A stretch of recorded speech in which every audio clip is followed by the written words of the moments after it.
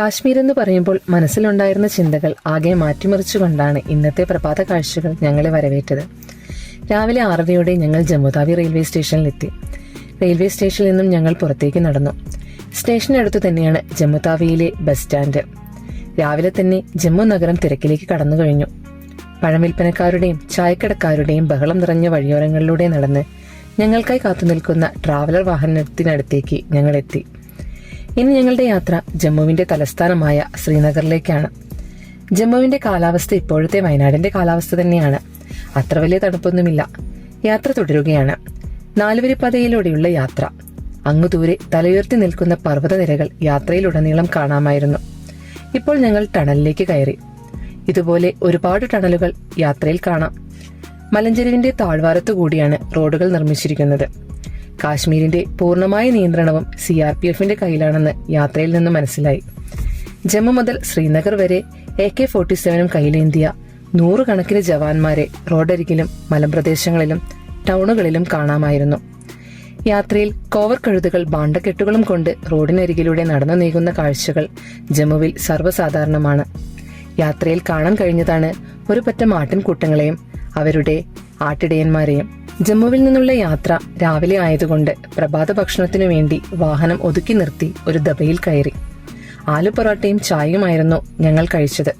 തൈരും green peas മസാലക്കറിയുമായിരുന്നു പൊറോട്ടയ്ക്ക് കൂടെ ലഭിച്ചത്. രുചികരമായ ഭക്ഷണം. ഭക്ഷണശേഷം വീണ്ടും യാത്ര തുടർന്നു. മുമ്പോട്ടുള്ള യാത്രയിൽ മഞ്ഞു പുതച്ചു കിടക്കുന്ന പർവ്വതനിരകളെ കണ്ടപ്പോൾ വളരെ സന്തോഷവും അതിലേറെ അടുത്തു കാണാനുള്ള ആഗ്രഹവും തോന്നി. ഞങ്ങളുടെ വാഹനം മറ്റൊരു വാഹനത്തെ മറികടന്നപ്പോഴാണ് ഈ വാഹനം ഞങ്ങളുടെ ശ്രദ്ധയിൽപ്പെട്ടത്. കാശ്മീരിൽ നിന്ന് മറ്റു ചെറിയ ടൗണുകളിലേക്കുള്ള യാത്രകൾ അവിടുത്തെ പൊതുജനം ഇത്തരം വാഹനങ്ങളെയാണ് ആശ്രയിക്കുന്നത്.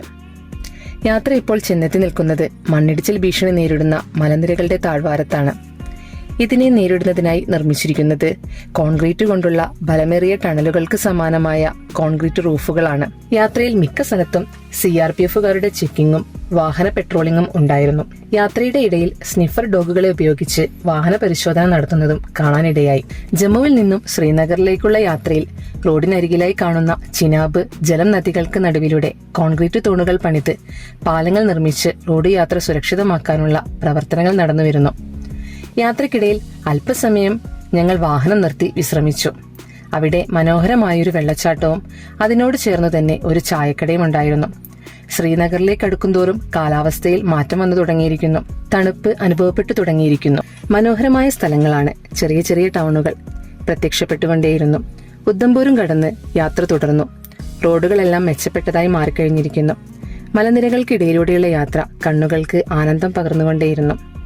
റോഡിനിരുവശങ്ങളിലും കാണുന്ന സ്ഥലങ്ങൾക്കും മലനിരകൾക്കും അവസാനമായി വെള്ളിമേഘങ്ങളുടെ മനോഹരമായ കൂട്ടങ്ങളെ കാണാമായിരുന്നു.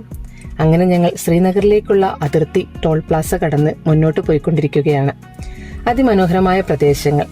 ഈ റോഡുകൾക്കൊരു പ്രത്യേകതയുണ്ട്. ചില നേർരേഖ റോഡുകൾ കോൺക്രീറ്റ് ചെയ്തിട്ടുണ്ട്. അത് അതിർത്തിയിൽ യുദ്ധസമാനമായ സംഭവങ്ങൾ ഉടലെടുക്കുമ്പോൾ വായുസേനയ്ക്ക് വിമാനങ്ങൾ ലാൻഡ് ചെയ്യാനുള്ളതാണ്.